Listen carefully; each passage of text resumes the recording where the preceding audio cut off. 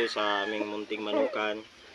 Papakita ko sa inyo yung isa sa mga ginagamit naming mga materyales dito.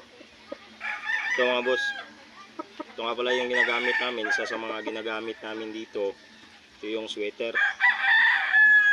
May mga na-produce din kami dito ngayong season na to. Baka mag-harvest kami dun sa namin, early bird namin. Yung isa sa mga sweater namin. Yung babaeng pinaris namin dito is yellow legged hatch. Papakita ko rin sa inyo. Yung mga boss, oh. Sweater na sweater. Saktong sukat, maganda katawan. Bandirahin din. Ano nga pala to? Sweater to ni John Uy Bico. Ang Bacolod job.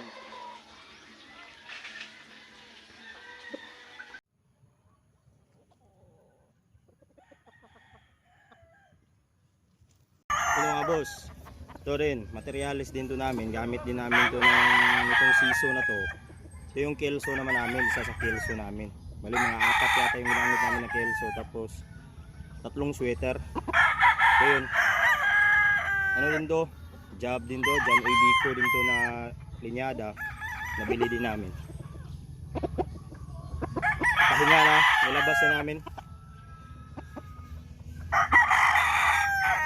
Mga boss, oh. Papakita ko sa inyo mga boss pag nag-harvest na kami. Konti lang din yung naano namin. Kasi maliit lang din yung manuka namin.